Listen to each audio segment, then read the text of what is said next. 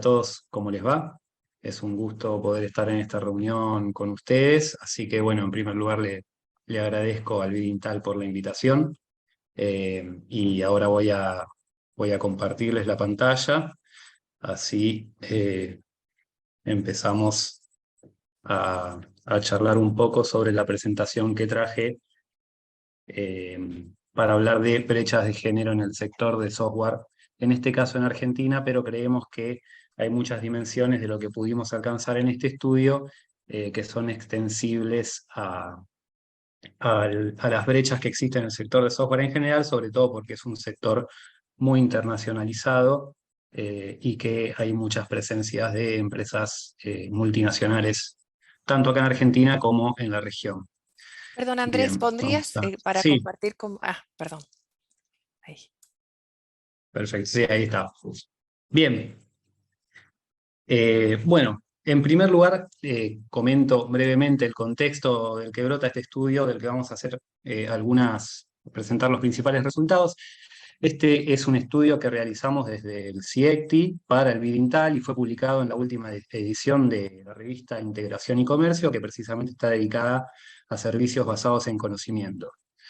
El puntapié inicial de esta investigación fue tratar de enfocarnos o de enfrentarnos, digamos, al conocido problema de las barreras y las brechas de género en relación a las tecnologías digitales, pero quisimos hacerlo con algunas particularidades. En primer lugar, lo que nos propusimos hacer fue enfrentar el problema sobre la población que ya está inserta y trabajando con tecnologías digitales, porque la mayor parte de la bibliografía al respecto se enfoca en los factores que alejan o impiden el acceso a las mujeres en relación a los trabajos intensivos en tecnologías digitales. Con excepción de algunos trabajos como el excelente trabajo de Ana Vasco y Cecilia Lavena, que para nosotros fue una guía también en este estudio.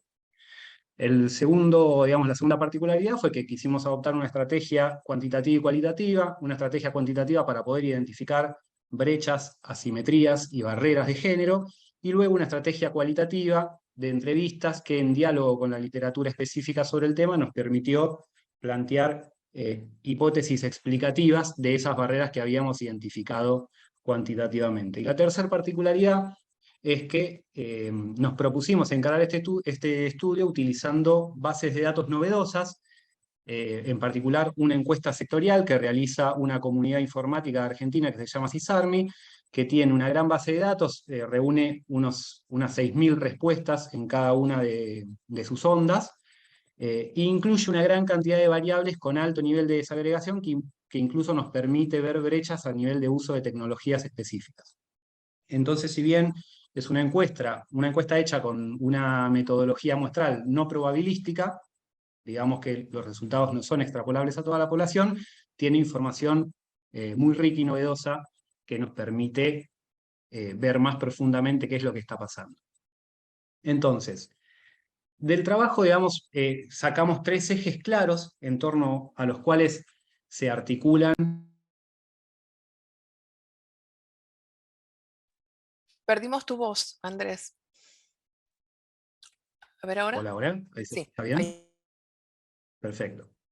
Bueno, entonces, les decía que una primera conclusión que sale del trabajo es que hay 3 ejes claros en los cuales se organizan las brechas de género, que tienen que ver, en primer lugar, con una segregación horizontal u ocupacional, luego en las brechas en la acumulación de experiencia y finalmente en las barreras al uso de tecnologías con elevadas primas salariales y elevado potencial exportable. Ahora quisiera detenerme un poco más en estas cuestiones. Digamos, una vez identificadas estas brechas, después lo que hicimos fue modelizar el salario para ver posibles explicaciones y qué otras variables intervenían, y finalmente hacer recomendaciones de política pública. Entonces, pasando brevemente a los primeros resultados cuantitativos que obtuvimos, lo que nosotros vemos acá, digamos, en este cuadro, tenemos listados en la columna de la izquierda una agregación de ocupaciones por puesto, y en las columnas de la derecha, digamos, me interesa principalmente la que dice porcentaje de mujeres y la de brecha salarial, pero lo que vemos es que el grueso de la participación femenina dentro del sector de software se da en puestos o en ocupaciones que son auxiliares a la producción de software o a las tareas específicas de desarrollo. Vemos una alta participación femenina en los puestos de diseño, en los puestos de testeo, en los puestos de apoyo y en los puestos de análisis de datos, pero muy baja participación femenina, incluso inferior a la del promedio en el sector, en los puestos de desarrollo, seguridad informática o desarrollo a escala, y en los puestos de coordinación de equipos específicamente. Luego en los puestos de dirección aparece una participación de mujeres similar a la del promedio del sector. Entonces, digamos, acá vemos que aparece una clara segregación ocupacional en donde las mujeres se tienden a insertarse mayormente en posiciones de una menor especificidad técnica que los puestos de desarrollo y por lo tanto también menores salarios relativos. Luego tendremos que explicar por qué, digamos, por qué ocurre esta segregación, pero un primer punto que sale de aquí es esta segregación. Obviamente tenemos la columna de la derecha que nos muestra que en todas las posiciones hay importantes brechas salariales, pero luego cuando nosotros corrimos los modelos salariales vimos que al controlarlos por atributos como la experiencia y el uso de tecnologías, esas brechas tendían a licuarse o a diluirse. Entonces el grueso de la explicación pasaba por la segregación ocupacional. Luego, cuando pasamos a explorar lo que pasaba en torno a la experiencia, nos encontramos con un fenómeno peculiar, que es que veíamos que las mujeres llegaban a alcanzar en promedio la mitad de la experiencia laboral que los hombres, pero que al mismo tiempo no había una contrapartida de eso en la distribución de edades. Digamos, dicho de una manera sencilla, la distribución de edades era más o menos la misma en el sector, sin embargo, los hombres solían tener el doble de experiencia que las mujeres, ¿sí? En promedio 6 años frente a un promedio de 3 años de las mujeres. Y esto se vinculaba también a que solo un 30% de las mujeres alcanzaban más de 5 años de experiencia laboral en el sector. Entonces esto nos llevó a suponer que que existen factores en el sector que tienden a expulsar a las mujeres o a dificultar el desarrollo de su carrera profesional. Luego entonces tuvimos que buscar hipótesis que nos expliquen por qué ocurría esto. Digamos, la experiencia además la experiencia es un determinante clásico del salario en toda la literatura económica y del mercado de trabajo, pero en el caso de sectores intensivos en tecnología, como es el sector de software, la importancia de la experiencia se acrecienta porque el dinamismo propio de las tecnologías involucradas en este sector hace que la adquisición de habilidades laborales sea un proceso más iterativo en donde la educación formal suele perder un poco de peso como vía de adquisición de esas habilidades y gana peso la práctica y por lo tanto la experiencia. Por lo tanto, digamos, una brecha grande en las posibilidades de acumular experiencia termina siendo un factor que incide fuertemente en el salario y en las brechas salariales.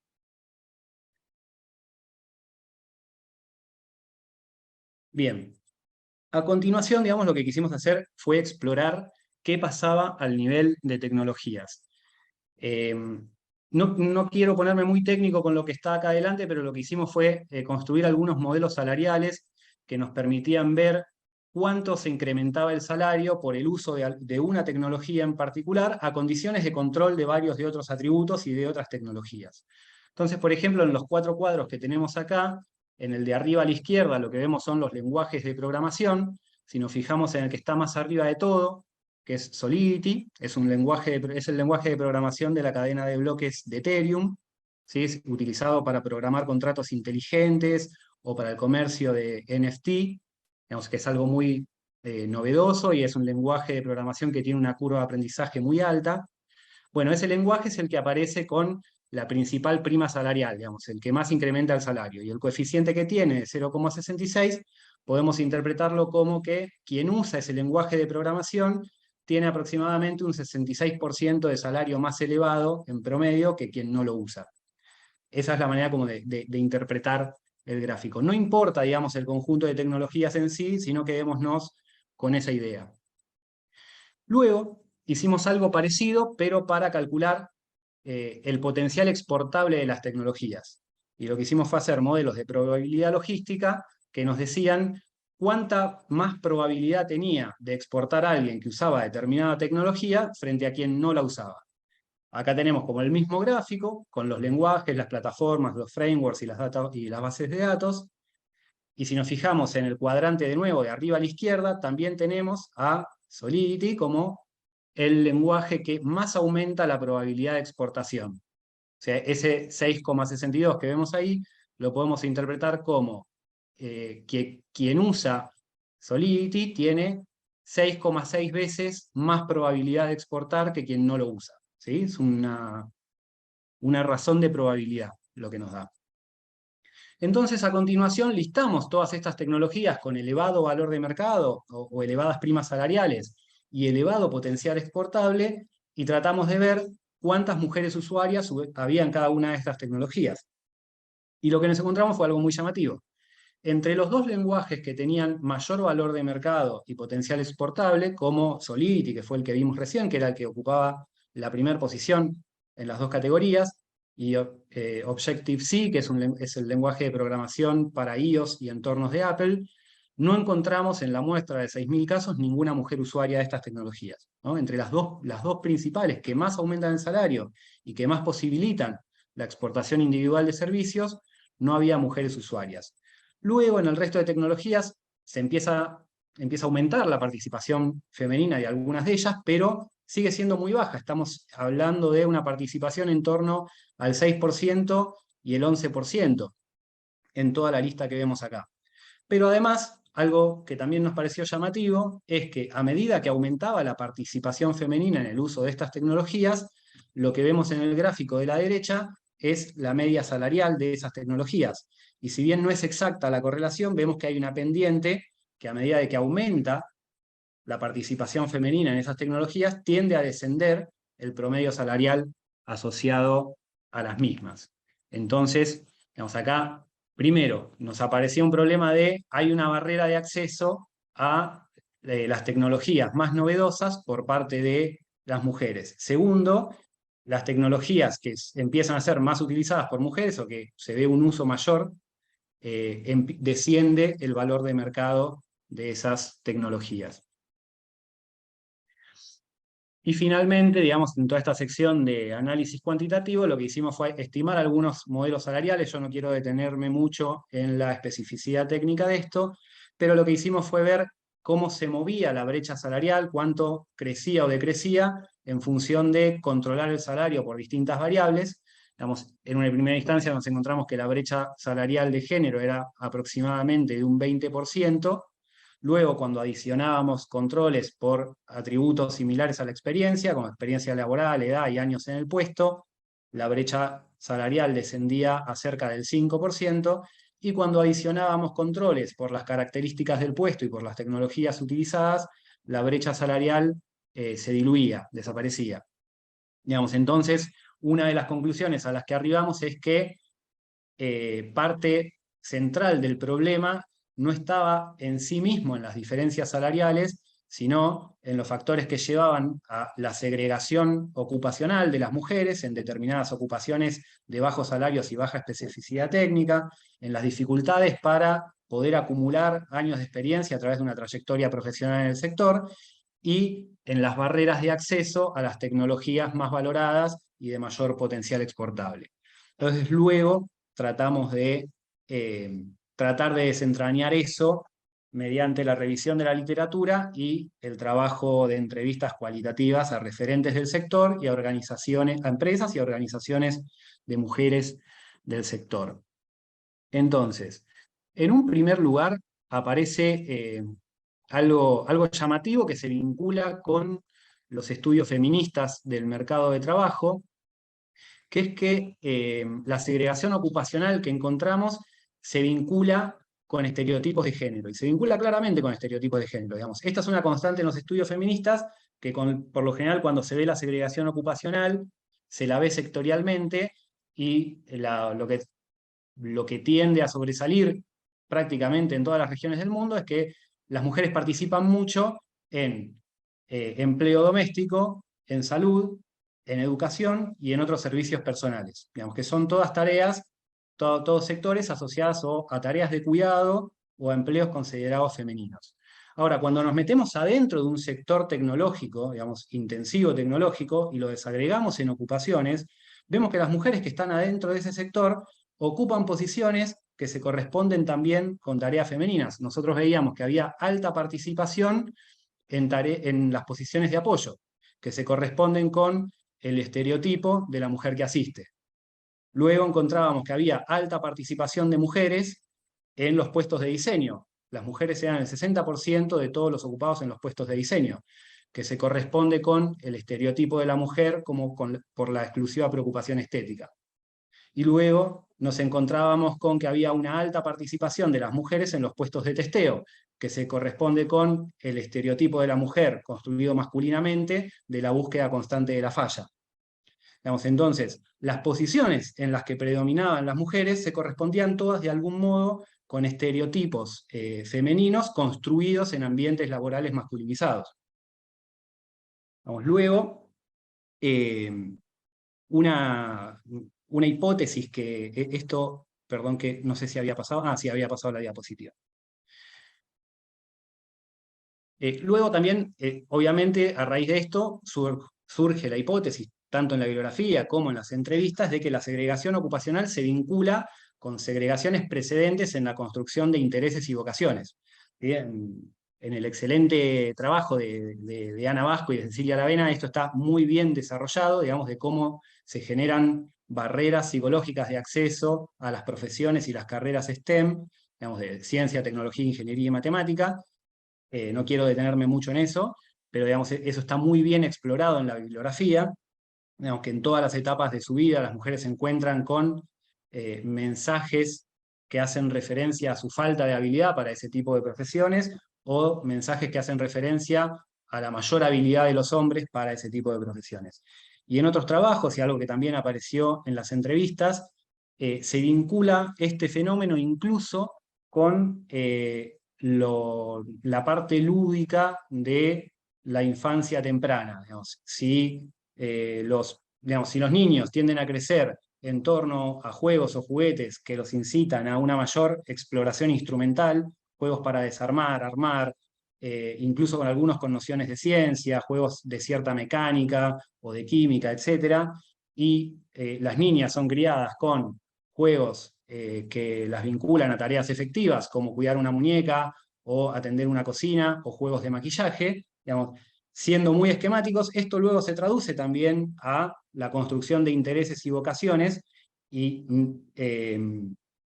también frente al uso de tecnologías, a una actitud frente al uso de tecnologías novedosas. Por eso vemos lo que veíamos en el uso de tecnologías, una hipótesis es, digamos, los hombres por esa propia trayectoria, digamos, y esa propia sociabilidad, terminan teniendo una mayor aptitud para explorar tecnologías que las mujeres no tienen.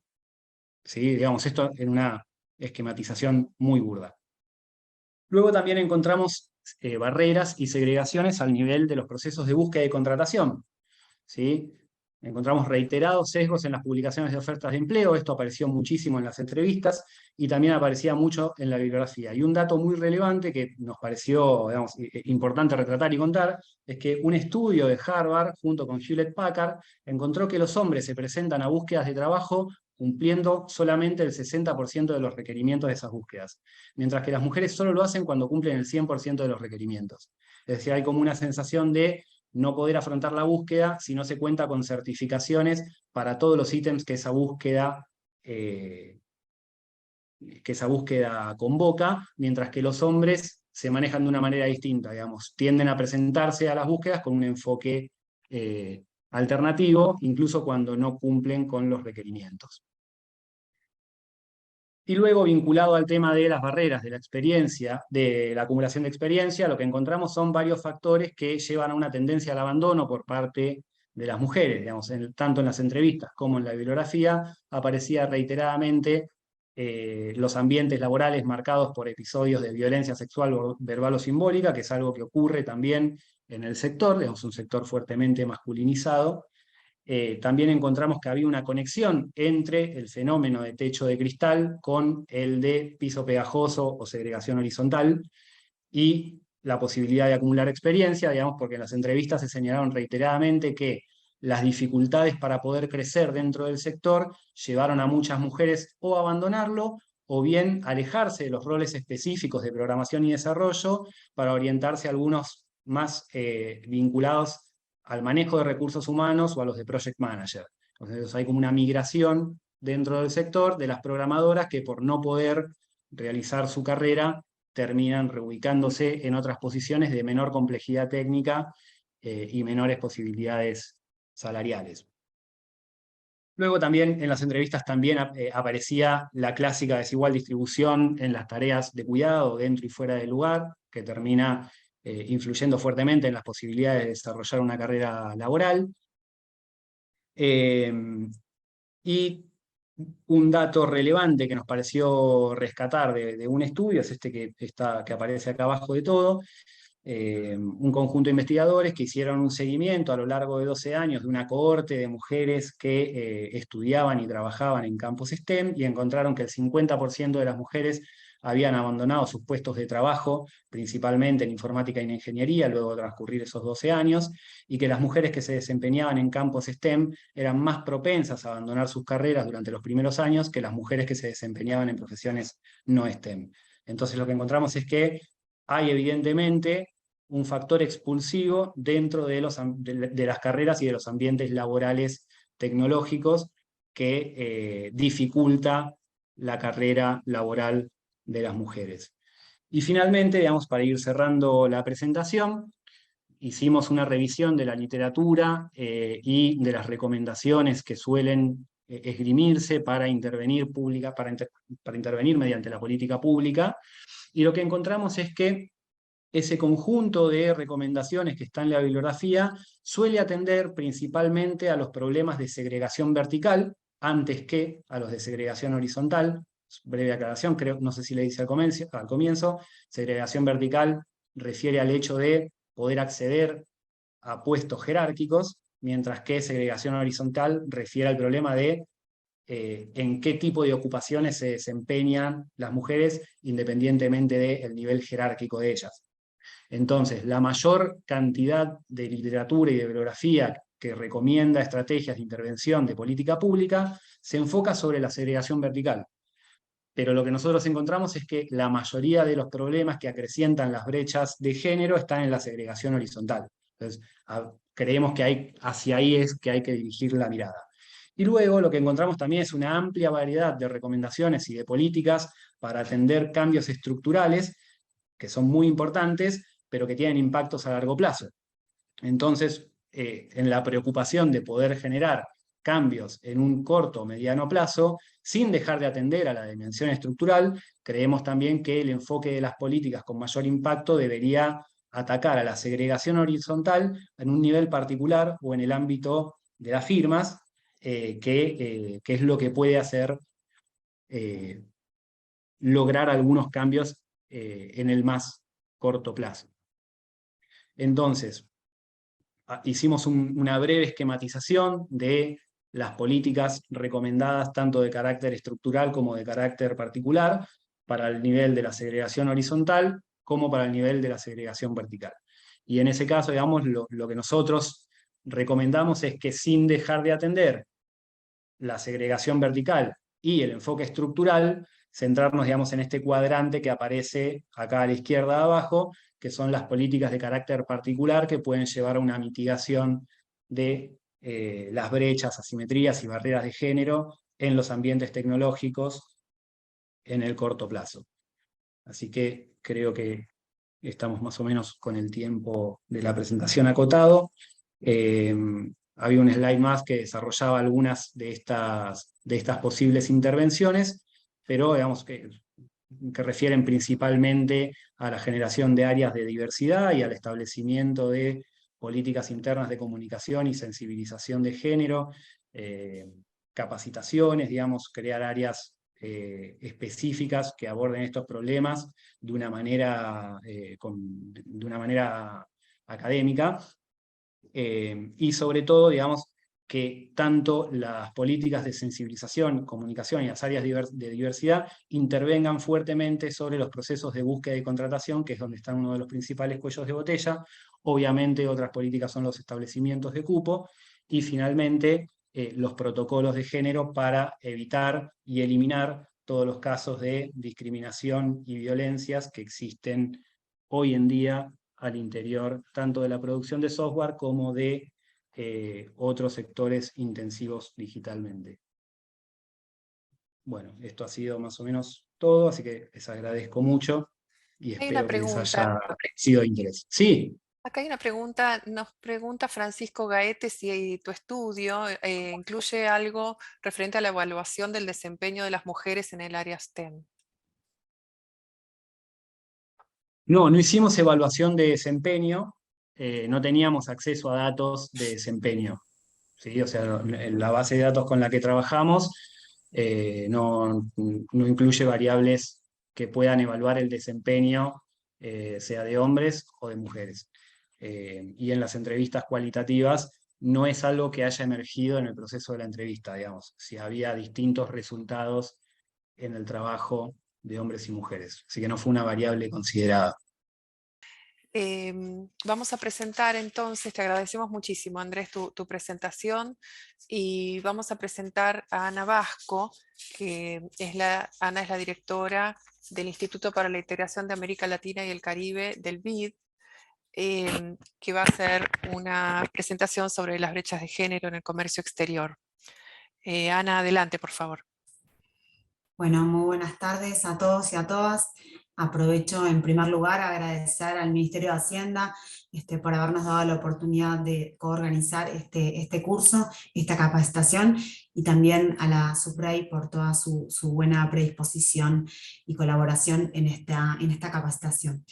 Yo, como dijo Verónica, voy a compartir pantalla y voy a hacer una presentación sobre las brechas de género en el comercio exterior.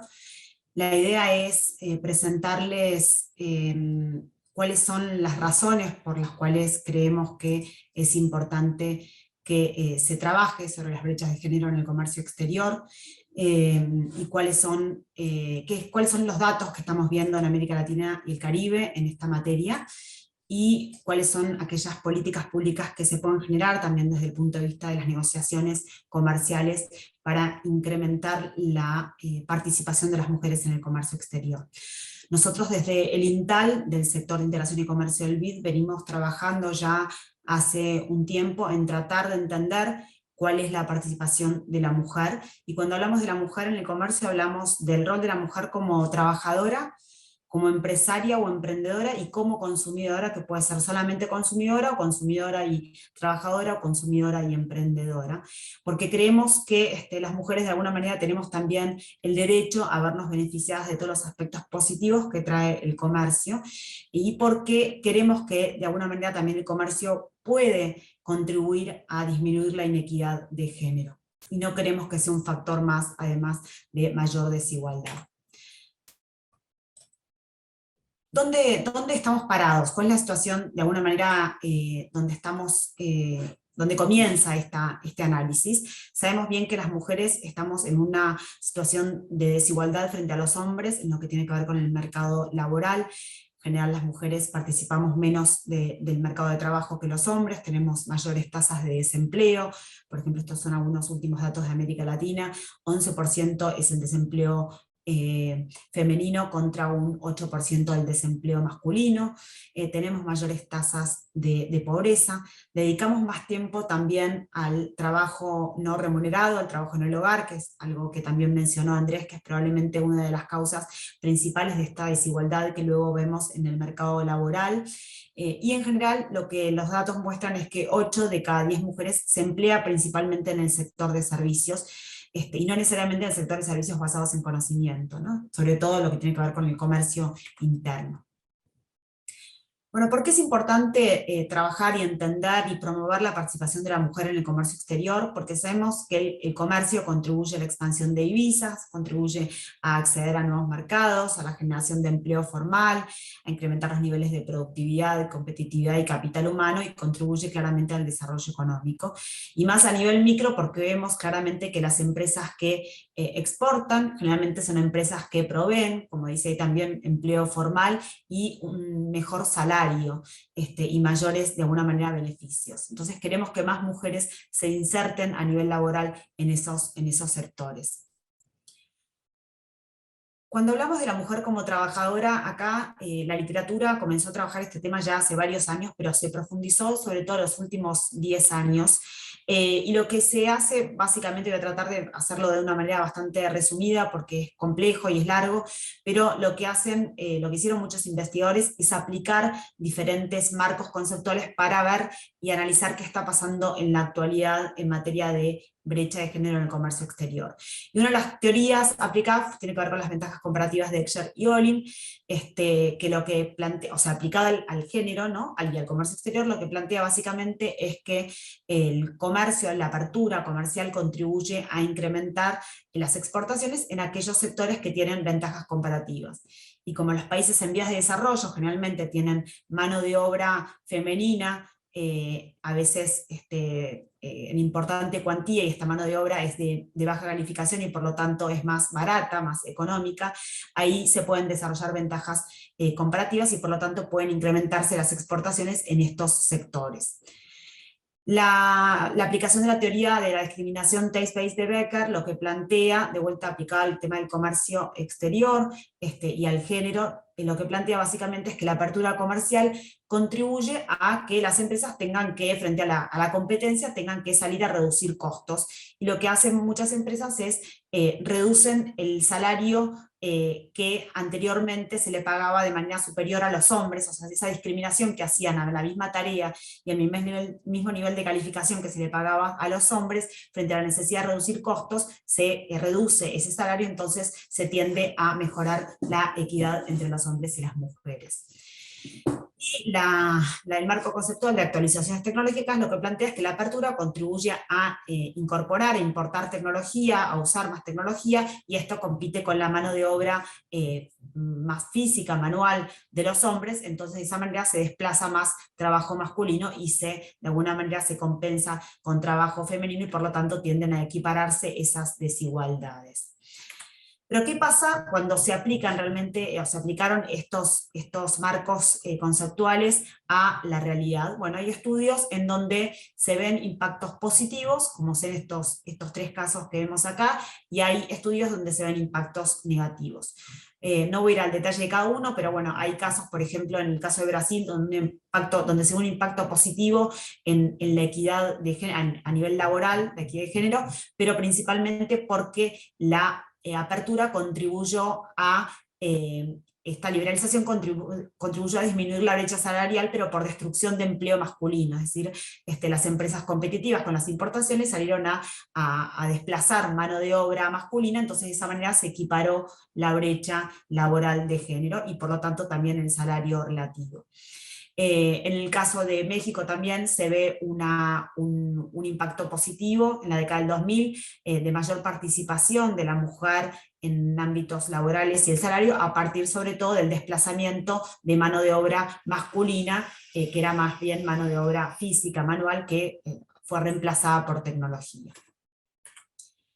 Y hay otros casos en donde los impactos son negativos, o sea, la aplicación del modelo de Heckscher y Olin en Uruguay en la década del 2000, por ejemplo, la apertura comercial que sucedió en Uruguay generalmente afectó principalmente a sectores más bien feminizados y mejoró, incrementó las exportaciones en sectores más bien masculinizados, entonces la brecha de género se incrementó.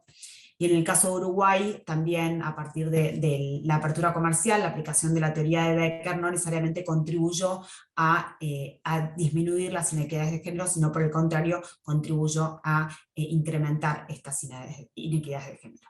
Es decir, la aplicación de estos marcos teóricos en algunos casos ha generado impactos positivos, o se ven impactos positivos en términos de género, y en otros casos se ven impactos negativos.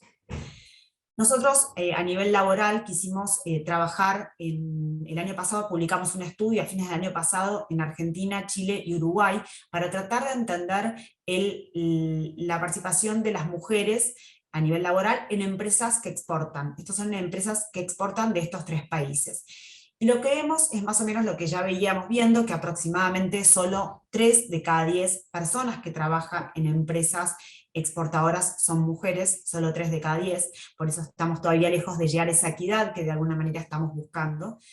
Lo interesante también, y esto es algo que lo vimos en este estudio, pero en general en todos los estudios, es que las empresas lideradas por mujeres generan empleo, o sea, contratan a más mujeres, es decir, se genera como un derrame hacia abajo de la empresa, que contrata no solamente a más mujeres, sino que también provee más beneficios a las mujeres, y adopta de alguna manera una importante perspectiva de género en todas las políticas que se desarrollan. La mala noticia es que solamente 2 de cada 10 firmas exportadoras en estos 3 países está liderada por mujeres, y de vuelta esto es algo que también lo vemos en general en toda América Latina y en la mayor parte de los sectores. Y también vemos estas paredes de cristal que un poco también mencionaba Andrés anteriormente. Las mujeres generalmente lideran empresas dedicadas al sector o que pertenecen al sector textil, y los hombres lideran empresas generalmente más vinculadas a el campo o la industria, ¿no? Sectores que son más masculinizados. Otros datos interesantes que vimos, nos metimos también en las áreas de comercio exterior, es decir, no solamente en las empresas que exportan, sino específicamente qué pasa dentro de las áreas de comercio exterior. Y lo que vemos es que hay un buen porcentaje de mujeres que participan en estas áreas, 43% del personal en las áreas de comercio exterior de estas empresas son mujeres, versus un 33% en el total de la empresa, es decir, hay un mayor porcentaje. La mala noticia es que en 10 de las 14 áreas dentro de comercio exterior se observa mayor cantidad de hombres que realizan esas tareas que son de alguna manera mejor remuneradas, ¿no? Como por ejemplo puede ser la búsqueda de mercados, la negociación y la comercialización, la participación en ferias y misiones comerciales. Y las mujeres dentro de estas áreas de comercio exterior quedan más relegadas a tareas administrativas o vinculadas con comunicación. Tiene que ver con esa segregación ocupacional que mencionaba Andrés anteriormente. Otro dato interesante es que 7 de cada 10 empresas consideran que la flexibilidad horaria es indispensable para quienes se desempeñan en el área de comercio exterior de las firmas. La posibilidad de poder trabajar con usos horarios diferentes cuando se exporta o se comercializa con países, con Asia o con Europa, y la posibilidad también de viajar y demás. Y este tipo de cosas, como sabemos bien, de alguna manera dificulta que la mujer se inserte en este tipo de áreas y en este tipo de tareas específicamente, porque, como mencionamos anteriormente, dedica mucho más tiempo al trabajo en el hogar, a tareas no remuneradas. Y otros datos interesantes que vimos tienen que ver con, tratamos de entender qué nivel de estudios tenían estas personas que trabajan en empresas en áreas de comercio exterior. Si habían estudiado carreras vinculadas a como comercio exterior, o como despachante de aduana, o incluso como relaciones internacionales, hicieran carreras terciarias o universitarias y demás. Y lo que vemos es que en Argentina, por ejemplo, no se observan grandes diferencias entre hombres y mujeres, a nivel de qué porcentaje estudió este tipo de carreras o se graduó en realidad con este tipo de carreras. En Chile sí se observan algunas diferencias a favor más de los hombres, es decir, hay un mayor porcentaje de hombres que terminó una carrera universitaria vinculada con estas áreas, y en Uruguay se va al revés. Sobre todo en el nivel terciario hay un mayor porcentaje de mujeres que terminó este tipo de carreras a nivel terciario. En otro trabajo que hicimos el año pasado también, en 4 países que no incluye a México, pero los datos seguramente son relativamente parecidos, lo que observamos fue que, como decía anteriormente, también aproximadamente 3 de cada 10 personas trabaja en empresas que exportan en estos 4 países. En el caso de la Argentina es 3 cada 10 que mencionaba anteriormente en el otro estudio que comenté recién. Pero lo interesante que hicimos aquí es que proyectamos al 2026 qué pasaría si se incrementan las exportaciones producto del crecimiento económico proyectado. Y lo que vimos, de alguna manera, es lo que dice también la literatura en general, que las inequidades que vemos en el sector exportador se van a reproducir de acá a 4 años, al 2026, se van a mantener estas inequidades.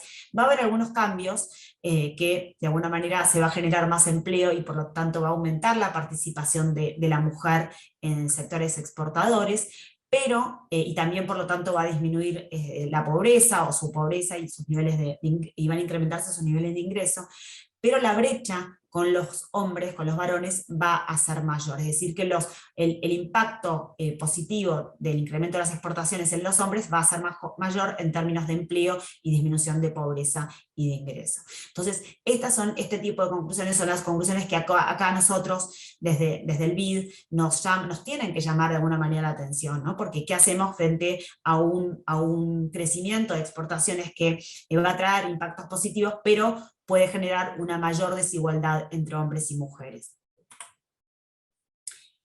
El otro rol de la mujer que comentaba anteriormente que trabajamos tiene que ver con las mujeres que exportan, y acá, como mencionaba anteriormente, lo que vemos es que hay bajo porcentaje de mujeres, de empresas lideradas por mujeres que exportan. Estamos hablando de aproximadamente de 2 de cada 10 empresas que exportan están lideradas por mujeres, pero hay algunos estudios que muestran algunos impactos positivos, por ejemplo, que en general las mujeres de las empresas de propiedad femenina pagan mejores salarios que las empresas de propiedad femenina que no exportan, o que las empresas de propiedad femenina que exportan emplean a más personas que aquellas empresas de propiedad femenina que no exportan, e incluso que pueden ser más productivas que aquellas empresas de propiedad masculina que también exportan. Por supuesto que estos son datos puntuales, y ahí y existen también estudios que dan otras cuestiones que pueden diferir un poco, pero en términos generales se observa esta tendencia.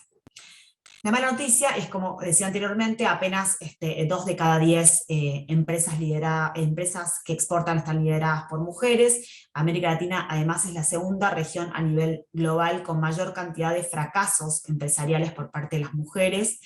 ¿Y con qué tiene que ver esto? ¿Cuáles son las razones? Bueno, algunas como lo que mencionaba anteriormente, la mayor carga de trabajo no remunerado, pero en general también el menor acceso al capital, en general los países en vías de desarrollo, pero también sucede en los países desarrollados. Las mujeres, al tener menos historia crediticia, porque participan menos del mercado de trabajo, tienen menor posibilidad de acceder al capital. Generalmente también tienen menos acceso a redes de contacto y de información. Hay desajustes educativos vinculados con las tareas en el hogar que mencionábamos. En general, las empresas lideradas por mujeres son empresas de menor tamaño, por lo tanto enfrentan mayores costos de transacción y mayores precios, y por lo tanto tienden a ser de alguna manera menos competitivas. Comercio electrónico. ¿Es una oportunidad para las mujeres? Esta es una pregunta porque acá hay muchísimo debate. Hay algunos investigadores que concluyen que el comercio electrónico puede ser una oportunidad para la mujer porque le permite conciliar esa vida empresarial o emprendedora con la vida familiar, con el trabajo todo de manera virtual. Hay estudios que también muestran que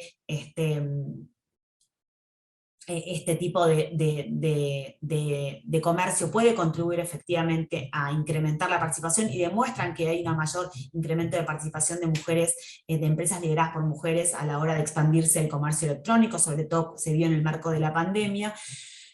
Otros dicen también que evita también la posible discriminación que pueda tener un comprador sea mujer o varón hacia la mujer vendedora, el e-commerce, pero hay otros estudios que son más negativos y lo que plantean es que de alguna manera los algoritmos que están detrás de estas plataformas de e-commerce replican todos los sesgos y los estereotipos que tenemos en la realidad, con lo cual no necesariamente puede ser una oportunidad para las mujeres el comercio electrónico. Acá voy a hablar un poco más específicamente sobre el tema de servicios basados en conocimiento, pero Andrés ya se refirió bastante a este tema. Estos son algunos datos que vamos a estar publicando ahora dentro de poco. Esto es un trabajo que hicimos en Argentina, Brasil, Chile, Colombia y México, los 5 países más grandes de América Latina, sin Perú, que lo hicimos antes de la pandemia, durante la pandemia y en la pospandemia. Como digo, acabamos de terminar de procesar los datos. Y lo que vemos, básicamente, algo que de alguna manera todos lo sabíamos, pero que durante la pandemia se aceleró la adopción tecnológica por parte de las empresas, y esa mayor adopción tecnológica por parte de las empresas llevó a que las empresas demandaran más y valoraran más estas habilidades vinculadas a la ciencia, la tecnología, la ingeniería y matemática, y también las habilidades blandas, ¿no? Las habilidades más sociales o cognitivas de capacidades. Pero ¿qué pasó? Esa mayor demanda llevó también a un mayor faltante, y hoy lo que vemos básicamente es que 1 de cada 3 empresas en América Latina aproximadamente no encuentra trabajadores con esas habilidades más vinculadas a la ciencia y la tecnología, la ingeniería y la matemática, y también estas habilidades blandas. Y frente a eso lo que vemos es que lamentablemente solo aproximadamente 1 de cada 3 estudiantes en el área de la ciencia y la tecnología es mujer, y en el ámbito laboral la proporción es relativamente similar: 1 de cada 3 trabajadores en el área de ciencia y tecnología es mujer. Es decir, que a pesar de esa falta de trabajadores que se observa en las empresas, las mujeres, o sea, no logran insertarse en esos sectores, y justamente es donde hay más demanda de trabajo, y las mujeres de vuelta no pueden o no tienen los mismos niveles de habilidades que tienen los hombres. Este es un dato interesante, que nosotros tenemos una alianza con Latinobarómetro, que es la encuesta más importante que existe a nivel de representatividad de toda la población de América Latina y de los 18 países que la componen. Son encuestas domiciliarias a la sociedad en su conjunto, y lo que vemos es que en todas las encuestas que realizamos de hace ya varios años, es que las mujeres nos sentimos menos preparadas para los trabajos del futuro, y sentimos que la tecnología es menos beneficiosa para nuestros empleos que los varones, ¿no? En este caso, el promedio de América Latina es 65% de mujeres considera que la tecnología es beneficiosa, contra un 74% de varones. Es decir, estamos hablando de una brecha de casi el 10%. Y lo mismo sucede cuando les preguntamos por los trabajos del futuro, ¿no? O sea, las mujeres nos sentimos menos preparadas para esos trabajos. ¿Y por qué? ¿Con qué tiene que ver con que las mujeres estudiamos menos carreras asociadas a STEM? Y esta es un poco una de las conclusiones que sacamos en el estudio que mencionó Andrés anteriormente. Por supuesto, tiene que ver con esos estereotipos de género que nos inculcan de alguna manera desde que somos pequeñas, y que a la nena le damos una muñeca y al varón le damos un robot para jugar, y que se replican a lo largo de toda la vida estudiantil y por supuesto también a nivel laboral. Estamos hablando también de las desigualdades en las tareas en el hogar y el rol de la maternidad, que son factores para que no nos dediquemos tanto a este tipo de tareas o de habilidades.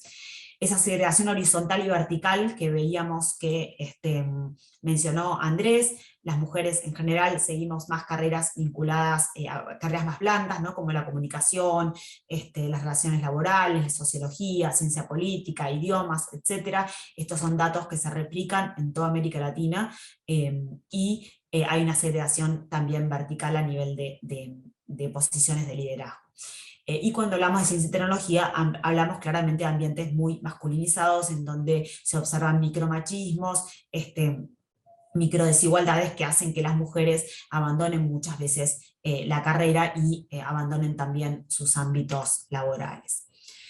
Algunas de las estrategias que pusimos y que incluimos en ese estudio que mencionó Andrés, tienen que ver, bueno, con promover estrategias en el ámbito educativo, la importancia del entorno familiar, del acompañamiento educativo, pero también en el ámbito laboral, el tema de los jefes, la importancia de visibilizar sus aptitudes, las redes de sororidad entre mujeres son muy importantes, y después prácticas inclusivas vinculadas también al mentoreo, la importancia de las mentoras, o pueden ser mentores también hombres, pero la importancia de los role models es sumamente efectivo, y también, bueno, generar redes de contacto, reuniones de mujeres, etc. ¿Qué pasa cuando hablamos de el rol de la mujer en el comercio? Acá lo que vemos, la literatura lo que plantea básicamente es que el impacto puede ser, de la apertura comercial puede ser positivo en las mujeres en la medida que se abaraten bienes importados que las mujeres consuman, y por lo tanto hay una mejora de su poder adquisitivo. Lo que concluyen también algunos investigadores es que, ojo con esto, porque muchas veces los estados, al ver reducidos sus ingresos producto de la reducción arancelaria, tienden a compensar esa reducción de ingresos fiscales con reducción de gasto público vinculada a gasto social que iba directamente a las mujeres. Entonces a veces el impacto en la mujer puede ser de alguna manera neto, de suma cero. Entonces, de alguna manera, el impacto de la apertura comercial en la mujer como consumidora va a depender de los patrones de consumo, de los tipos de bienes alcanzados por esa liberalización o esa reducción arancelaria, y de los efectos en el gasto público y por lo tanto en los ingresos, en ingresos públicos y por lo tanto en el gasto público, y cuáles son las medidas para contraponer esto que toman los estados. Hasta ahora lo que vemos básicamente es que el comercio entonces no nos va a impactar por igual a todas las mujeres, que va a depender de si somos solo consumidoras o si somos consumidoras y trabajadoras, o somos consumidoras y somos empresarias o emprendedoras. Va a depender de los sectores afectados por la liberalización, si son sectores más bien feminizados o más bien masculinizados. Va a depender de la estructura productiva, porque no en todos los países, por supuesto es la misma estructura productiva, pero ni siquiera no en todos los países que tienen una misma estructura tienen los mismos niveles de feminización o masculinización. Va a depender de aspectos culturales, va a depender de regulaciones, instituciones laborales y sociales preexistentes, y por supuesto también indicadores sociales preexistentes, ¿no? De niveles de desigualdad, de pobreza, etc. Este es un dato interesante también que obtuvimos en Latinobarómetro, y que lo vemos también todos los años en todas las encuestas que hacemos, y que siempre preguntamos hacemos la misma pregunta.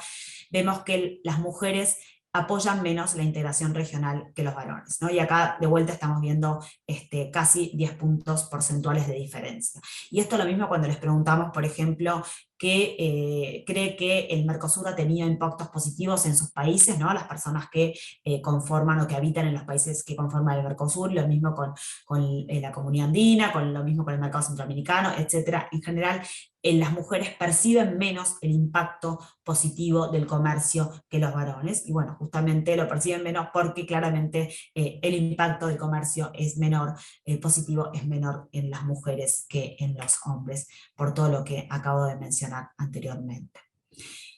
Ahora ya metiéndonos un poco en lo que tiene que ver con negociaciones comerciales, este es un cuadro relativamente nuevo que acaba de publicar hace poco la OMC, que lo que hizo fue analizar todos los acuerdos, o la gran parte de acuerdos comerciales que existen a nivel mundial, y cuáles son los que tienen disposiciones o capítulos vinculados con género. ¿Y qué encontraron? Encontraron que aproximadamente hay poco más de 300 disposiciones o artículos vinculados con género, que conforman en total un total de 83 acuerdos comerciales, y que este tipo de disposiciones son muy variadas, ¿no? Hay alrededor de 200 y pico que tienen que ver con cuestiones relativas a la desigualdad de género, o sea, evitar la desigualdad.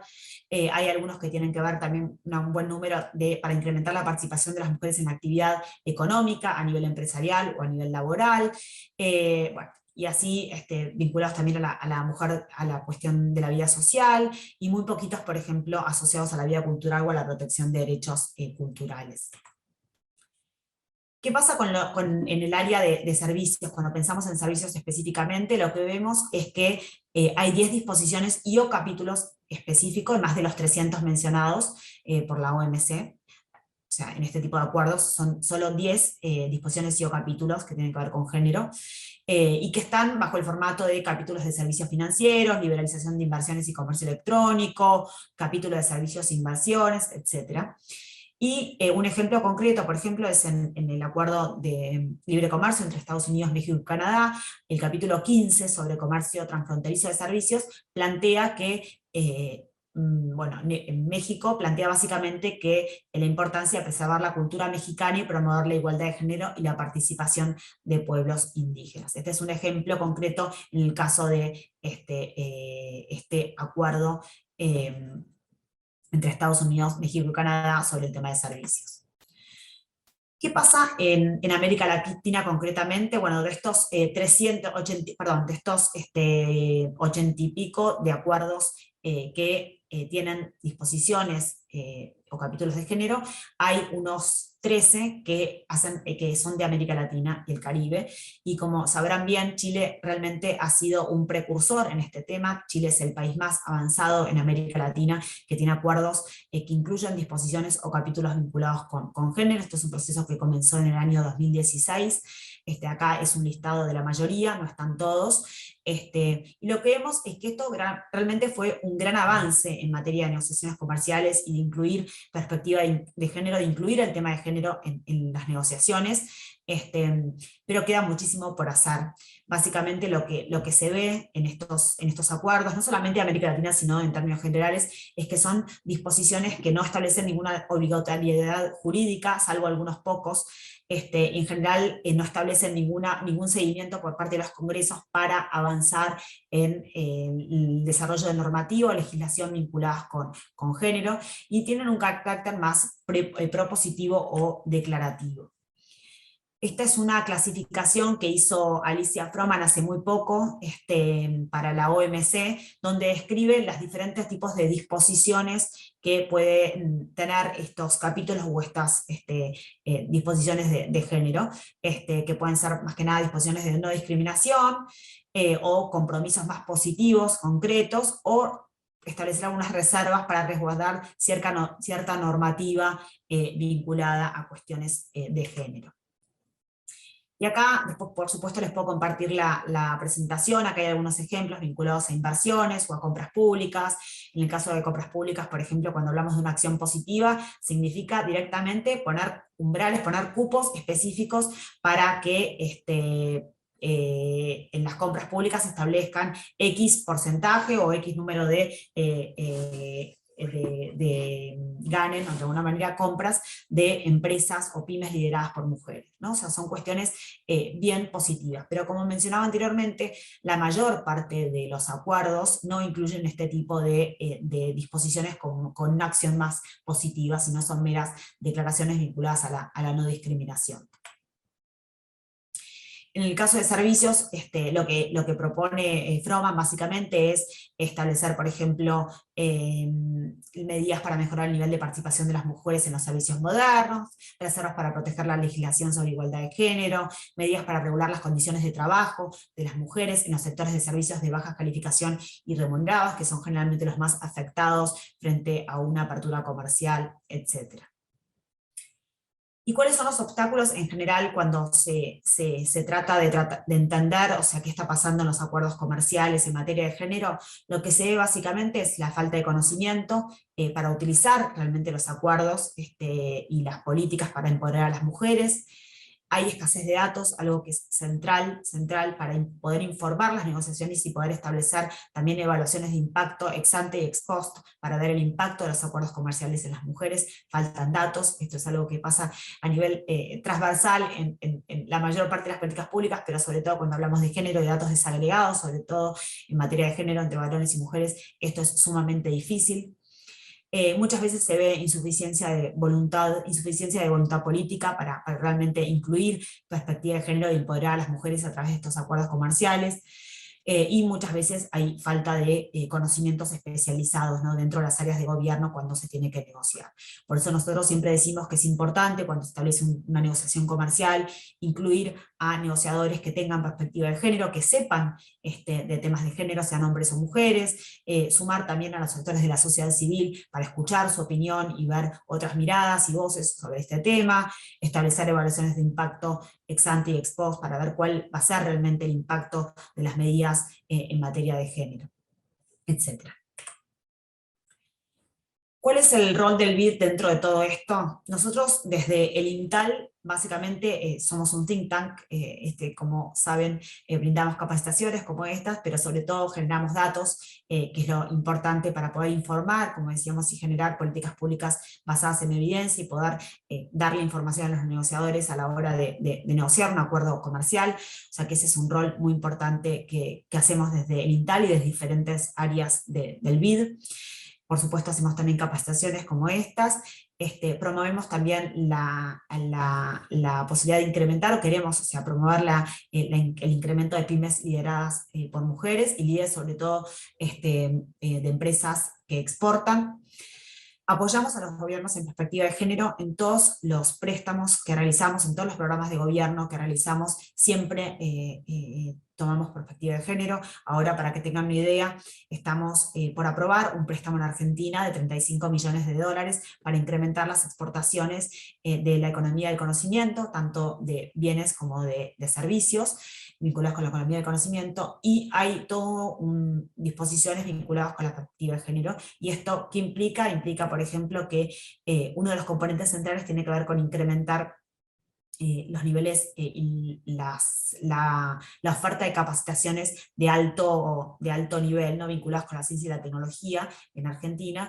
Bueno, y hay cupos especiales para que haya determinada cantidad de mujeres que puedan tomar estos cursos, ¿no? O, por ejemplo, hay un componente fuerte vinculado con fortalecer la vinculación entre el sector científico y tecnológico y el sector productivo, y se van a generar de alguna manera redes de investigación, y se van a generar algunos recursos no reembolsables para empresas para que puedan desarrollar tecnología. Bueno, dentro de eso, o sea, se van a establecer cupos especiales para que haya determinada cantidad de redes lideradas por mujeres, o que dentro de las redes haya determinado porcentaje de mujeres, o que las empresas que ganen estos concursos sean lideradas por mujeres. O sea, eso es adoptar perspectiva de género y considerar el rol de la mujer para, de vuelta, ¿no?, con la idea de poder incrementar la participación de las mujeres en el área de ciencia y tecnología, que es algo sumamente relevante y que va a permitir de alguna manera de a poco contribuir a disminuir la inequidad de género.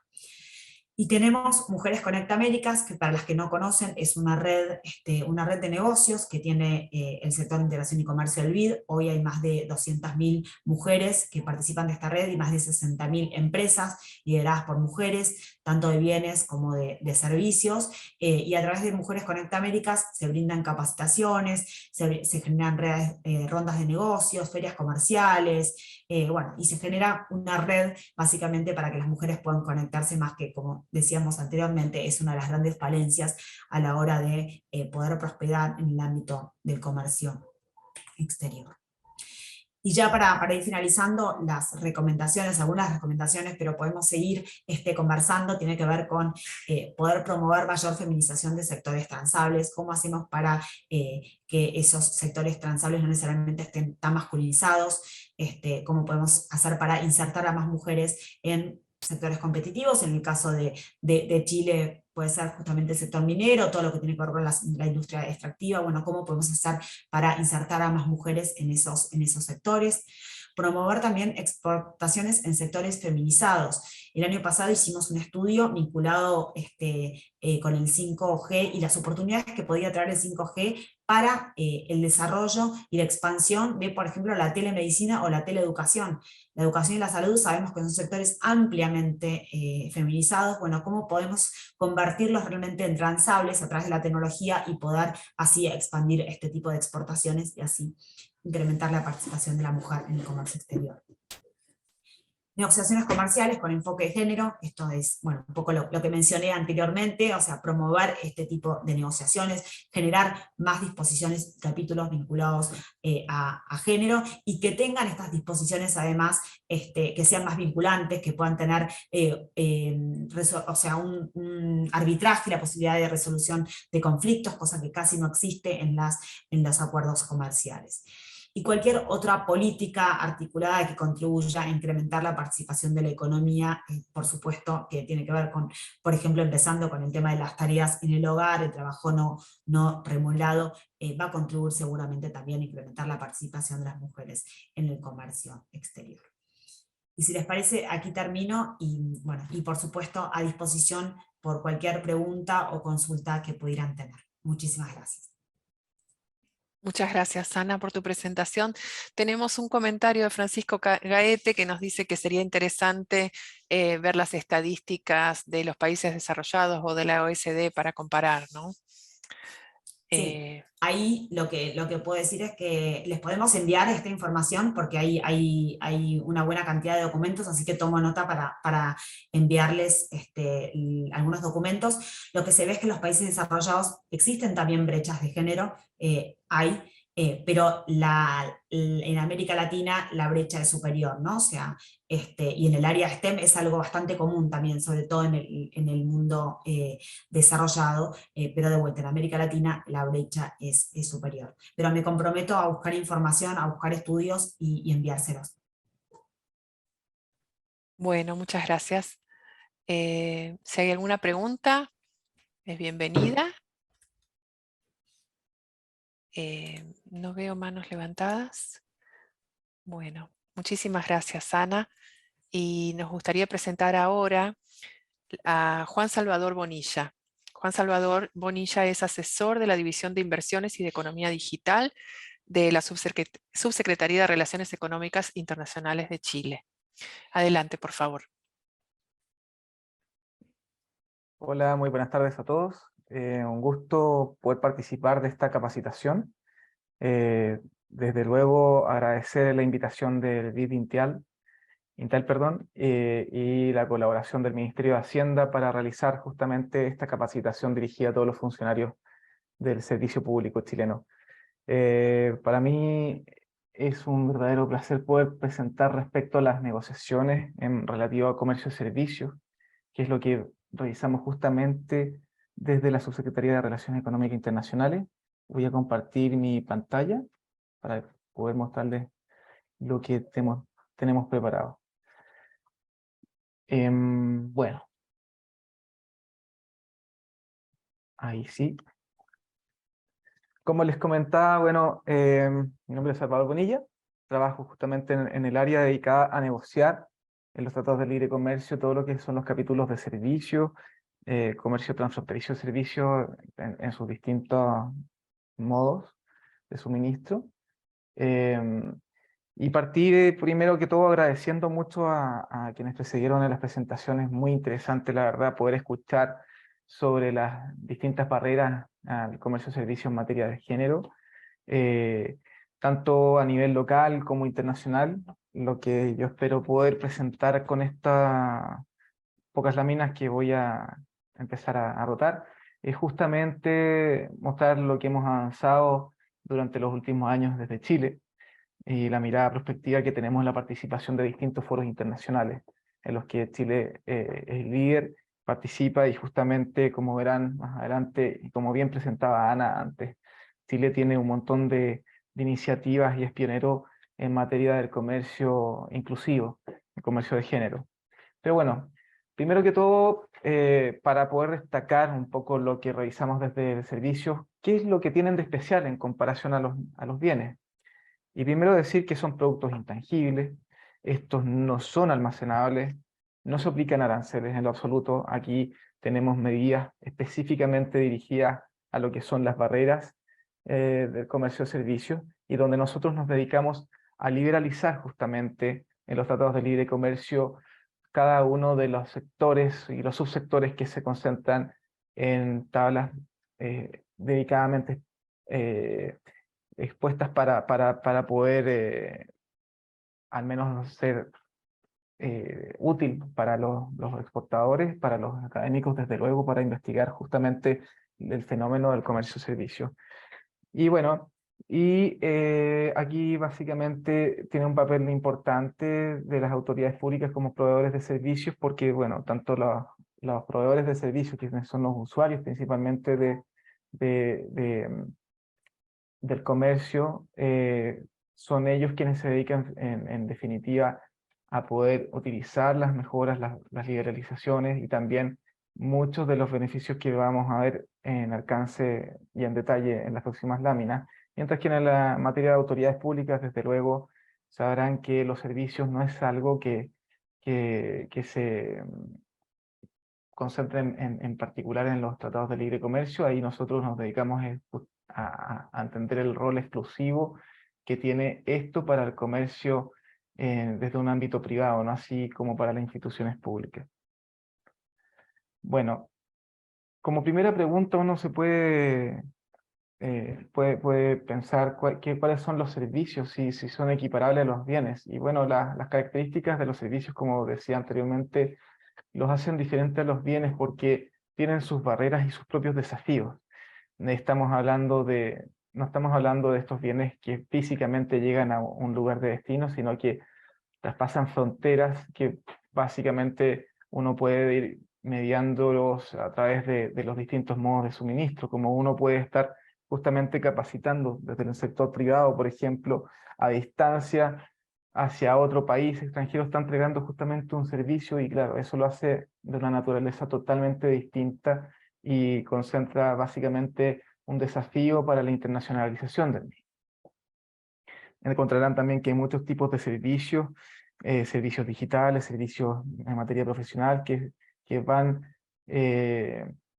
cambiando y van modificando según su propia naturaleza. Pero bueno, la exportación formal de los servicios va aportando en los parámetros que ayudan a promover las futuras exportaciones, tanto para la construcción de estadísticas, que es un tremendo desafío dentro del mundo de los servicios, porque a la fecha no existe un estándar fijo para todos los países que puedan ir midiendo justamente la entrada o la salida de los servicios.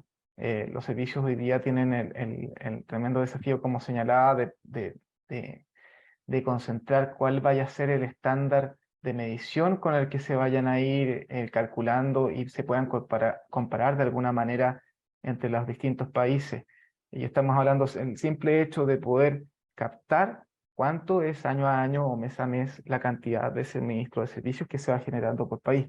Y esto no solamente genera también una complicación al momento de poder simplemente detectar cuánto fue los miles de millones de dólares que se gestionaron desde un país a otro por año o por mes, sino que también se hace complejo el poder entender o categorizar cuáles son los distintos tipos de servicios que vamos enlistando en los tratados de libre comercio.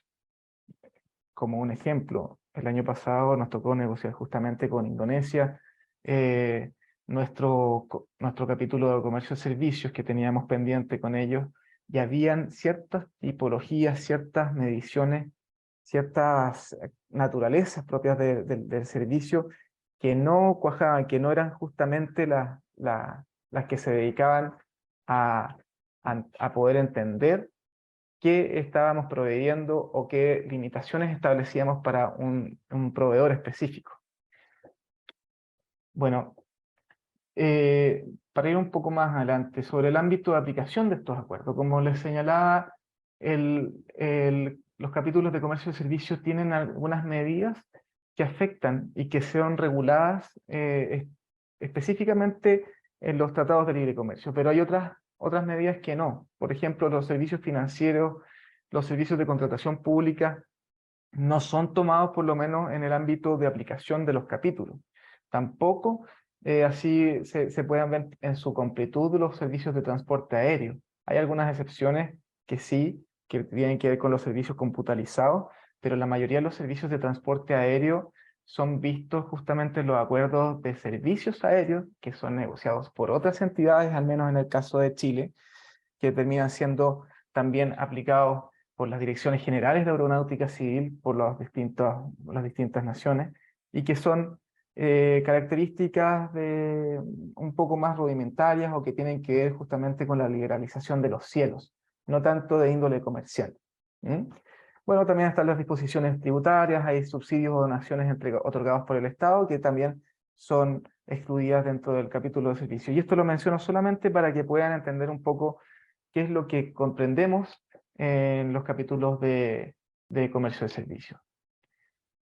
Bueno, sobre los principios básicos de los acuerdos, está estandarizado en base a todos los compromisos que tenemos en el Acuerdo General de Comercio de Servicios de la OMC, la no discriminación, la razonabilidad, la objetividad y la imparcialidad, el acceso a los mercados y la transparencia. La no discriminación lo podemos ver en disciplinas específicas como es el trato nacional, donde no se puede otorgar específicamente una mayor ventaja a un proveedor nacional versus uno internacional dentro de un propio país. O también lo podemos ver en el trato de nación más favorecida, que también lo voy a explicar en unas láminas más adelante, que es donde se especifica que al menos el acuerdo, el beneficio, perdón, que se le da a un exportador de servicios no puede ser más en comparación a la de otro país con el que uno tiene un acuerdo.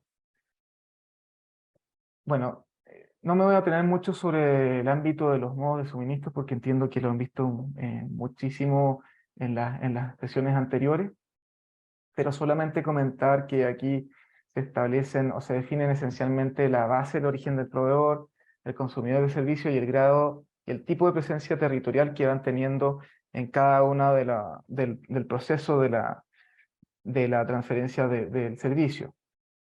Y aquí solamente mencionar que dentro de esos modos de suministro internacionalmente contamos con la estadística de que el suministro transfronterizo, que es el modo 1, es el 30% de la participación. El consumo en el extranjero alrededor del 10% a nivel mundial. Y la presencia comercial el 55%, que termina siendo básicamente la inversión. Esto justamente de inversión no es algo que se vea siempre en los acuerdos de servicio, sino que también tenemos así por llamarlo, capítulo hermano, que son los capítulos dedicados a regular las inversiones, pero que de todas maneras en algunos acuerdos también nos dedicamos precisamente a ver este sector. Y la presencia de personas físicas, que es el movimiento de personas, que es cerca de un poco más del 5% a nivel mundial. Eso como para que lo tengan en conocimiento o lo tengan presente a la hora de manejar información sobre lo que es el comercio de servicios a nivel mundial. Bueno, y aquí un poco más acercándonos del objetivo de la actividad de hoy, que es justamente entender lo que son las medidas regulatorias, y en particular las medidas regulatorias que existen actualmente en el Acuerdo General de Comercio de Servicios de la OMC. Estas regulaciones en particular dan vida al comercio transfronterizo de servicios y van estableciendo cierta predictibilidad y las normas claras dentro y fuera de los distintos países. En particular vamos a ver mucho de lo que se concentra, al menos en la reglamentación nacional de cada país, que justamente son las leyes. Lo primero de ello es el trato nacional, el trato de nación más favorecida que les comentaba recién, el acceso a los mercados, las normas de facilitación comercial que también tienen un punto importante, y la entrada temporal de personas de negocios, que los vamos a ir viendo uno a uno de manera muy rápida, pero me parece que es muy importante al menos tener en consideración estos aspectos como para poder ver justamente qué es lo que negociamos nosotros en el ámbito de nuestros acuerdos comerciales y cuál es a lo que aspiramos quizás en algún momento alcanzar, por lo menos para disminuir las brechas del comercio inclusivo. Bueno, perdón, hacia aquí está, disculpen. Y bueno, ¿qué barreras son las que enfrenta el comercio de servicios? Esta en mayor parte están ligadas a las regulaciones de destino, las leyes, como les comentaba, y se pueden limitar en participación, en porcentaje al menos de participación, así como discriminar en favor de los proveedores locales, es decir, defender un poco la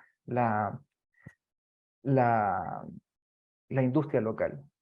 a ver los tratados de libre comercio, los países van adquiriendo en distintas tablaciones que justamente uno puede encontrar dentro de los anexos a los capítulos de comercio de servicios, los compromisos específicos para la no discriminación en esta materia.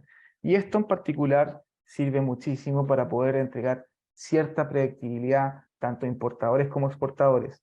Y entregan, como mencionaba antes, reglas claras para poder entender justamente a qué se somete un exportador cuando va a un destino totalmente desconocido, como podría ser Indonesia o parte del sudeste asiático, China, por ejemplo. Hay normas que, claro, a uno no le facilitan mucho la entrada al mercado, pero justamente lo que busca este Tratado de Libre Comercio con China o con Indonesia es entregar los principios de no discriminación, es decir, que cuando un exportador busca hacer negocio en un país específico de destino, va a tener las mismas oportunidades, por lo menos en materia jurídica, en materia de normas, a la que podría tener un stakeholder local.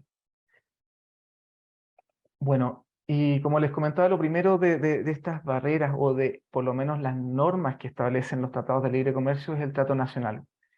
Esto está establecido en el artículo 7º del Acuerdo General de Comercio y Servicios, que se entiende que los países asumen el compromiso de otorgar un trato no menos favorable que el que darán a sus propios servicios. Entonces, esto es justamente lo que les señalaba recién, que dentro del país van a establecer las mismas condiciones y salvedades que la competencia local. Si es que no existen estas medidas, el trato nacional es pleno. Perdón, si es que existen estas medidas, el trato nacional es pleno. Esto justamente es lo que buscamos normar con los tratados de libre comercio, cosa de que tengamos una posibilidad de simetría para los exportadores. Uno podría hablar sobre algunos ejemplos sobre las restricciones al trato nacional, lo que podrían ser los subsidios, las prescripciones, prohibiciones de propiedad sobre la tierra. Muchos de ellos están especificados en los acuerdos, y nosotros lo que básicamente vamos negociando caso a caso es la liberalización, no hacia la eliminación gradual o completa en cada uno de los compromisos que el país va asumiendo, tanto el país de origen como el país de destino. Lo segundo es el trato de nación más favorecida, que para nosotros es una piedra angular, donde cada miembro se compromete a establecer con los proveedores de servicios un trato no menos favorable que el que conceda a los servicios familiares de un tercer país. Eso es una regla básica que nosotros podemos ver no solamente en los acuerdos de comercio y servicios, sino que también en bienes, en origen. Siempre por lo menos podemos ir viendo que los tratados de libre comercio van sirviendo justamente para el establecimiento de igual condición entre los países.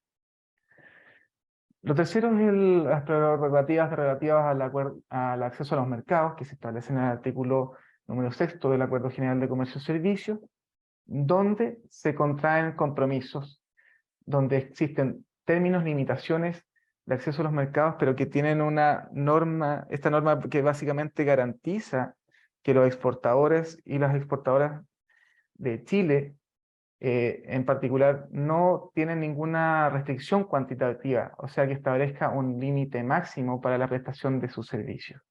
De esta manera se impide la expansión del negocio de exportación, donde el objetivo es evitar que el país donde se localiza quien consume el servicio exportado aplique las medidas restrictivas. Aquí vamos a ver algunos ejemplos.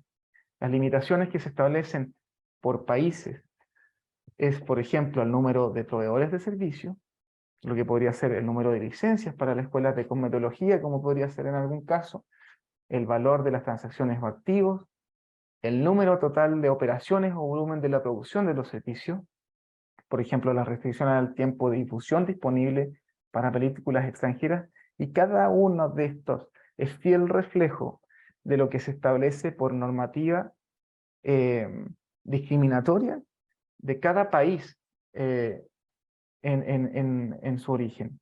Pero justamente lo que nosotros tratamos de flexibilizar o legalizar es la no existencia o la gradualidad de eliminación de esto en un periodo de mediano o corto plazo.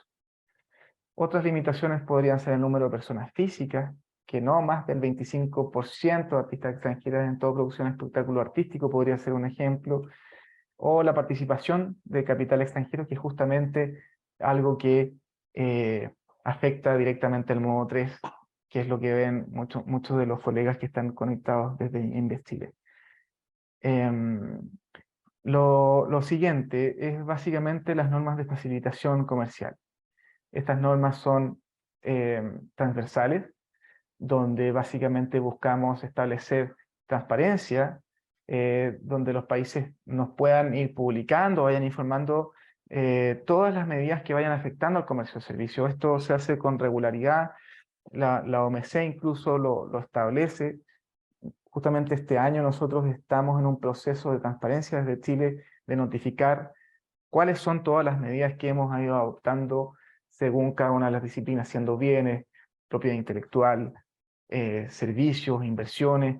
Cada una de las medidas que vayan afectando al comercio son de enorme importancia ir dándolas a conocer, cosas de generar justamente un orden y generar también la predictibilidad que se requiere desde el sector privado, también como desde los distintos gobiernos, como para poder interactuando de una manera que se arme el sistema multilateral de comercio en este caso, o se respeten los compromisos que establezca un acuerdo comercial, bilateral o plurilateral, entre otros.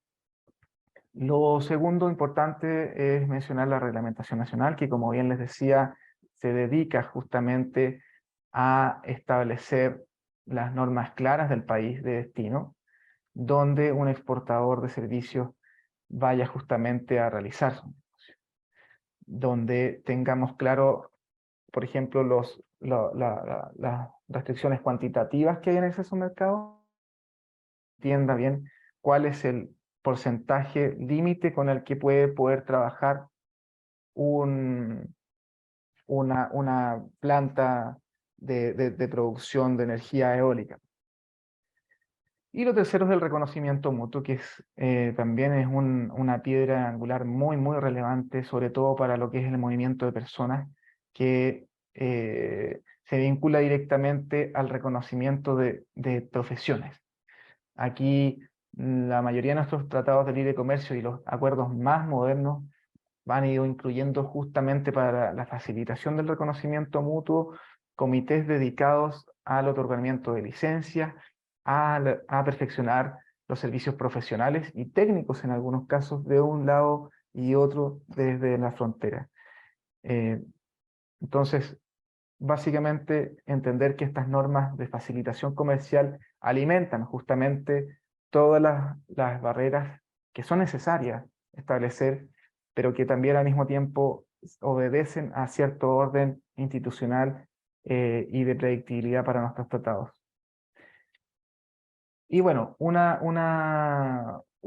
tema importante también es la existencia de la entrada temporal de personas de negocio, que muchas veces son incluidas dentro de los capítulos de servicios, pero que ahora último han ido ganando más independencia, como anexos o capítulos propiamente tal, donde se aseguran los procedimientos migratorios y donde se le entregan facilidades migratorias a los distintos modos de suministro de servicios, sea para el consumo local, sean para la atracción de una empresa, la atracción de una inversión, como puede ser en el modo 3, o simplemente el ir y presentar o participar en un seminario como este que podría ser de manera presencial. Esto nos brinda también de mayor certeza en condiciones y plazos y establece que la no existencia de medidas restrictivas justamente para un sano funcionamiento del comercio.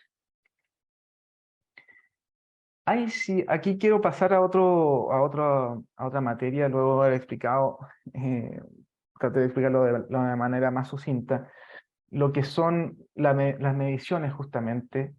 Quiero pasar a la medición de las barreras del comercio servicio y un trabajo muy interesante que se ha estado realizando desde la OCDE, que es el índice de restrictividad de los servicios, el STRI. Esta es una herramienta de apoyo para nosotros muy, muy relevante, imprescindible, y que nos ha dado cierta predictibilidad también para ir cuantificando las regulaciones que tienen cada uno de los miembros de la OCDE, para ir transformando justamente lo que son estas barreras a medirlas en indicadores. Y aquí la OCDE ha realizado un esfuerzo construyendo justamente este índice para reflejar los costos que suplen los distintos marcos regulatorios de los distintos países. A la actualidad, el índice OCDE es una herramienta que se basa en la evidencia, justamente en la reglamentación nacional de todos los países, y provee información que justamente afecta a cerca de 22 sectores y subsectores establecidos.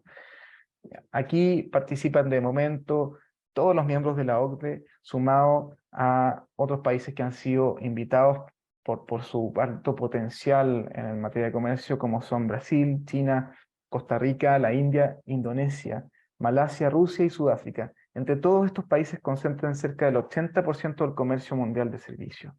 Con ello, el SCRI ofrece una visión general y comprensiva de los indicadores globales en materia de comercio de servicios. Nos permite justamente ir mejorando. Hoy día se está estableciendo ciertos grupos de trabajo para ir revisando lo que son algunos de los servicios basados en conocimiento, justamente como son los servicios financieros, los servicios de consultoría, con esto facilitando justamente el análisis de los efectos que tiene cada una de las normas para el comercio. Entonces, dicho eso, bueno, no me quiero detener mucho más, por lo menos en este asunto, que nos permite observar y analizar alternativas de reforma, observar efectos de las distintas políticas. Eso es algo que, si quieren, podríamos ir revisándolo quizás en detalle o caso a caso. Bueno, aquí, como les comentaba, incluye índices por heterogeneidad regulatoria.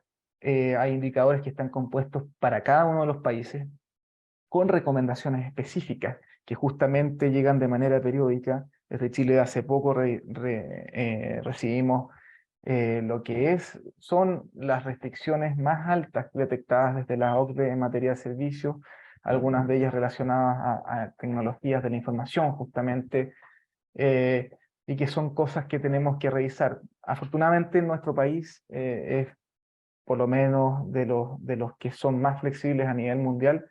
En el último informe del STRI recibimos la cuarta posición de cerca de 38 países, por lo cual estamos en un buen escenario como para poder generar mayor competitividad y mayor acceso al mercado de servicios justamente. Y aquí, como un último punto, y que termina siendo el core y la razón por la cual participamos en este panel hoy día, es sobre las barreras no tradicionales, y que son justamente dedicadas a lo que han estado estudiando hasta acá tanto Ana como Andrés. Al respecto, desde Chile estamos mirando con mucha atención todos los procesos, no solamente sobre comercio de género, sino que también comercio inclusive, entendiendo que el género, las pymes y también los pueblos originarios están en gran desventaja en consideración a otros sectores, sobre todo que el comercio es un sector muy, muy altamente masculinizado. Y por esa razón, desde Chile hemos venido siendo pioneros en la generación de políticas que contribuyan justamente con la conformación de capítulos de comercio inclusivo, donde se les facilite la posibilidad de explotar a las pymes encabezadas por mujeres o pueblos originarios. Nuestro país, en efecto, ha sido pionero, como señalaba, en la incorporación de capítulos de género y comercio en sus acuerdos comerciales con Uruguay, que fue el primero en su característica, con Canadá, con Argentina y con Brasil. Y actualmente nos encontramos justamente viendo o estudiando este tipo de reseñas con potenciales nuevos asociados, tanto en los capítulos de comercio de géneros, así como ciertas iniciativas que están dentro de foros internacionales, como incluso de manera radical, que tenemos un enorme compromiso de generar este tipo de instancias con países árabes como lo son los Emiratos Árabes Unidos, es un país desafiante con el que esperamos generar cierta preferencia por tener algo que permita al menos revolucionar el comercio en ese sector del mundo. Bueno, actualmente nos hemos venido encontrando con muy pocos informes y estudios dedicados a estudiar las barreras, al menos en el comercio internacional, y para nosotros es tremendamente satisfactorio el haber escuchado recién a Ana y a Andrés justamente hablar sobre las barreras que se establecen en el comercio de servicios, así como en otros tipos de comercio, como el comercio de bienes. Para nosotros encontrarnos justamente que vamos en el sentido correcto de poder ir detectando ciertas medidas culturales, como se sucede aquí en América Latina, o situaciones simplemente de desventaja en materia de sueldo, donde existe cierta discriminación por la existencia, por el solo hecho de ser mujer en algunos casos, va generando hoy día el espacio suficiente para poder combatir esto a nivel público-privado, y desde luego nosotros como gobierno estamos muy comprometidos con esto para poder ir nivelando la cancha. Es por esta razón que desde esta subsecretaría hemos iniciado gestiones en el marco del Foro Asia-Pacífico, APEC, para la articulación de estrategias comunes.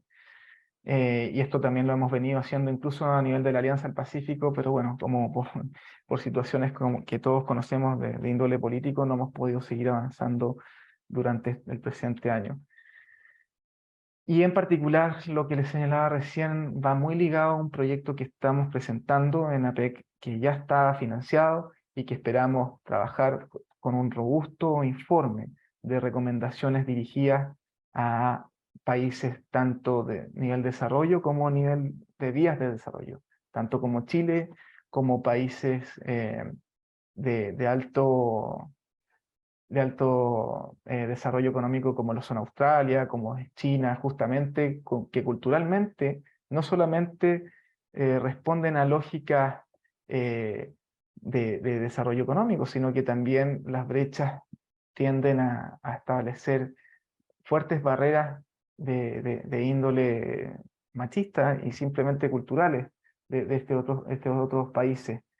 Bueno, y en particular en el marco del grupo de servicios de donde participamos acá en la Subrey de APEC, nosotros presentamos este proyecto que tiene por objeto mejorar la capacidad de la economía APEC, identificando barreras para cada uno de los países, o los miembros, perdón, o incluso economías, como señalamos en APEC, dedicados a medir justamente lo que son los servicios basados en conocimientos y servicios digitales. Y estos que directamente afectan la participación de pymes y mipymes lideradas por mujeres. Aquí sí quiero hacer un último paréntesis. Nos hubiese gustado un poco más abarcar no solamente a las empresas lideradas por mujeres, sino que también ver el estado actual de la contratación, de los servicios, básicamente, cómo funcionan dentro de cada país, pero eso podríamos dejarlo para ya una segunda etapa. Nuestro proyecto, pese a todo, es sumamente ambicioso y establece, como señalar, recomendaciones y tener justamente como entregable un estudio con resultados que permita mejorar justamente el clima de los servicios basados en conocimiento, dirigidos especialmente para mujeres, y entregando también mejores prácticas regulatorias, que permitan mejorar el estado actual de la situación, tanto para países latinoamericanos como países desarrollados. Eso en gran medida. Nosotros de todas maneras nos interesa mucho poder proseguir con un diálogo constructivo y que permita justamente reducir estas barreras, y desde luego cuenten ya para si es que se da una próxima oportunidad poder comentar en el desarrollo de este proyecto, que esperamos presentarlo a inicios del próximo año, del 2024. Cuenten con ello para poder comentarlo y poder ver justamente cuáles son las recomendaciones que se establecen con este plan. Hasta aquí llego, así que muchas gracias y estoy atento a las preguntas que tengan. Muchas gracias, Salvador. Tenemos acá algunas preguntas. Francisco Gaete consulta que dice que tratándose de servicios, los derechos de autor y de propiedad intelectual son muy relevantes y pregunta cómo se cautela esto dentro de los tratados.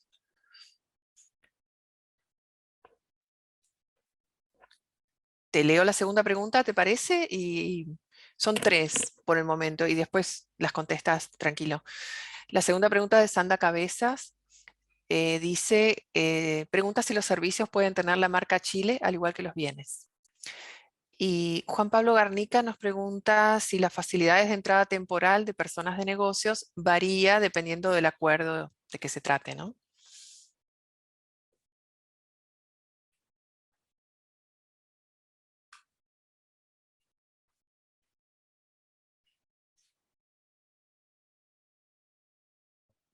Ya, ahora sí, perdón, que había un poco de ruido ambiente. Sí, bueno, ir respondiendo las preguntas uno a uno, no hay problema. Muchas gracias por ellas. Bueno, tratándose de los servicios, sí, hay elementos relevantes que se toman justamente en cautela de los derechos de propiedad intelectual que son revisados justamente en los capítulos de propiedad intelectual que van teniendo cada uno de los acuerdos. En particular, yo no soy especialista en propiedad intelectual, pero de todas maneras, si es que hay un interés mayor, feliz de poder coordinar aquí la pregunta dentro de Subrey y ver el caso en particular del cual se trate. Con respecto a la segunda pregunta sobre la marca Chile, al igual que los bienes, sí, desde luego, es algo que podemos estudiar. Me parece sumamente interesante el poder proveer justamente servicios mediante obviamente empresas que permitan insertar la marca país dentro de la entrega de servicios, perdón. Es algo que por lo menos desde la Subrey no desarrollamos de manera directa. Aquí de todas maneras podríamos coordinarlo justamente con ProChile, pero creo que es una situación muy interesante que podría traernos importantes beneficios.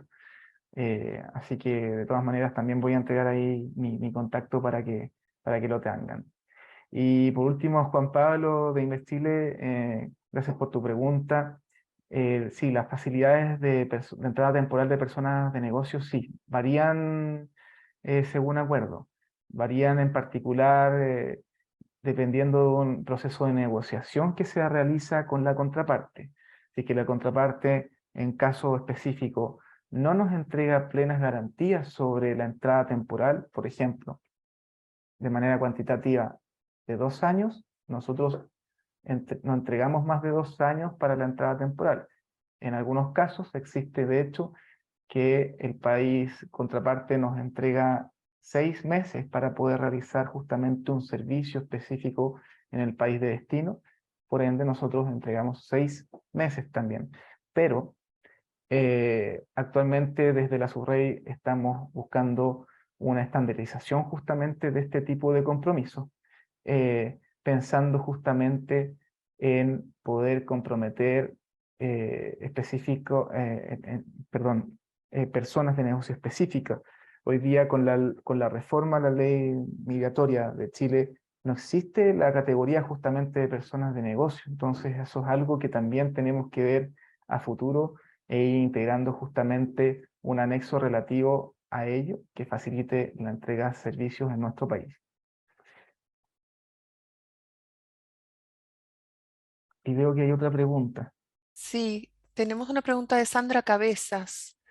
Pensando que debemos generar servicios en relación a la extracción de recursos naturales en el marco de la MDPS que está impulsando esta administración. Por eso dice la pregunta sobre la marca Chile.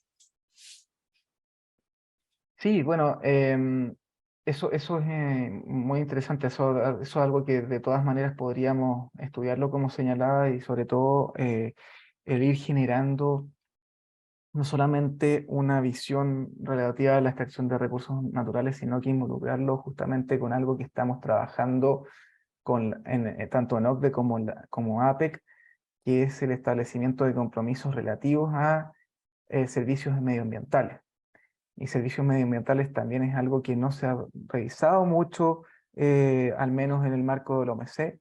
Justamente la OMC está estudiando los casos que se van revisando tanto en la OCDE como en APEC para adaptar compromisos específicos que todos los miembros debiesen dar dentro de ese foro y dentro de esta organización en particular.